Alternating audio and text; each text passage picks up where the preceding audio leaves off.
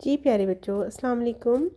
آج میں آپ کے لیے جو سٹوری لے کر آئی ہوں اس کا نام آپ گیس بھی نہیں کر پائیں گے، وہ ہے سندس پری کی کہانی۔ صوبہ پنجاب کا ایک بہت ہی خوبصورت قصبہ لاوا ہے۔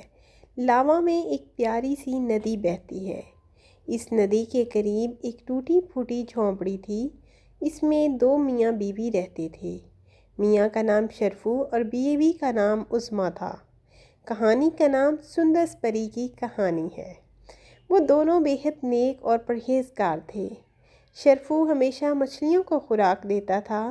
وہ اپنے اور مچھلیوں کے دانہ دنکا کے لیے مزدوری کیا کرتا تھا۔ عظمیٰ گھر کے دیگر کام کرتی اور اپنی جھونپڑی کو صاف ستھرا رکھتی۔ باہر سے تو جھونپڑی ٹوٹی پھوٹی ہوئی تھی، لیکن اندر سے بہت صاف تھی۔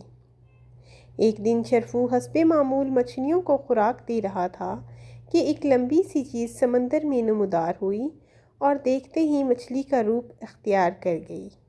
شرفو سہم کر بیٹھا رہا کہ اچانک اس کے کانوں میں انسانی آواز ٹکرائی، کیا تم میری مدد کرو گے؟ شرفو نے پیچھے دیکھا تو وہاں کوئی بھی نہیں تھا۔ اس کو دوبارہ آواز سنائی دی۔ اس نے پلٹ کر مچھلی کی طرف دیکھا تو مچھلی بول رہی تھی، میں تمہیں کئی روز سے دیکھ رہی ہوں۔ تم مچھلی کو دانہ ڈالتے ہو۔ تم واقعی نیک دل انسان ہو۔ کیا تم میری مدد کرو گے؟ شرفو بولا کہ میں تمہاری کیا مدد کر سکتا ہوں؟ تم ہی تو میرے کام آ سکتے ہو۔ مچھلی نے جواب دیا، اچھا تو میں کیا کروں؟ تم میری دم میں لگا ہوا موتی نکالو۔ اس موتی کی وجہ سے میں یہاں تک آئی ہوں۔ شرفو بوکھلا کر بولا، تو میں ایک ہی بات پوچھنا ہی بھول گیا ہوں کہ تم انسانی آواز میں بول کیسے لیتی ہو؟ مجھ پر ایک جادوگرنی نے جادو کر رکھا ہے۔ میں ایک خوبصورت پری تھی اور وہ مجھ سے شادی کرنا چاہتا تھا، لیکن وہ بہت بدصورت انسان تھا، اس لیے میں اسے ناپسند کرتی تھی اور میں نے شادی کرنے سے انکار کر دیا۔ اس نے سزا کے طور پر مجھے پری سے مچھلی بنا دیا اور میری دم میں جادوئی موتی ڈال دیا۔ اگر تم میرا موتی نکال دو تو میں دوبارہ پری بن جاؤں گی۔ شرفو نے اس کی دم میں سے موتی نکالا تو وہ ایک پری بن گئی۔ پری نے کہا، کیا میں تمہاری ایک بات پوری کر سکتی ہوں؟ شرفو نے کہا کہ میرے گھر کو محل بنا دو۔ تو پری نے اس کو چھڑی دی اور کہا کہ اسے سارے گھر میں گھما دینا، تمہاری خواہش پوری ہو جائے گی۔ اور ہاں، اگر کبھی مجھ سے ملنا ہو تو یہاں آ کر آوازیں دینا، سندس پری، تو میں آ جاؤں گی۔ شرفو خوشی خوشی گھر کی جانب چلا گیا۔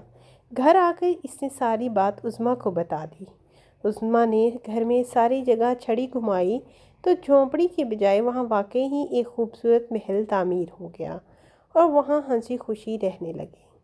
ایک دن عظمیٰ محل میں بیٹھی تھی کہ سورج کی کرنیں اس پر پڑی۔ عظمیٰ شرفو سے بولی کہ پری سے کہو کہ یہ سورج یہاں نہ آئے۔ تو شرفو پری کی طرف چلا گیا اور اسے سب کچھ بتا دیا۔ پری بولی، واپس لے جاؤ۔ پری بولی، جب سے یہ محل تم لوگوں کو ملا ہے تم نہ نماز پڑھتے ہو اور نہ ہی مچھلیوں کا خیال رکھتے ہو، اس لیے میں نے فیصلہ کیا کہ تم سے سب کچھ واپس لے لوں۔ شرفو بولا، ایسا مت کہنا، میں خطا کار ہوں، مجھے معاف کر دے۔ تو پری بولی کہ نہیں، یہ تمہاری سزا ہے، اور پری چلی گئی۔ شرفو نے کہا کہ انسان تو خطا کا پتلا ہے، اسے ہو جاتی ہیں خطائیں۔ یہ کس کتاب میں ہے کہ اس کو معاف ہی نہ کیا جائے؟ پری جا چکی تھی اور شرفو اپنے کیے پر شرمندہ تھا۔ بچوں، آج سے آپ نے سنا ہوگا کہ لالچ بری بلا ہے۔ اب شرفو نے لالچ کیا تو اس کو سزا ملی اور وہ اللہ کے دیے ہوئے پر خوش نہ تھا۔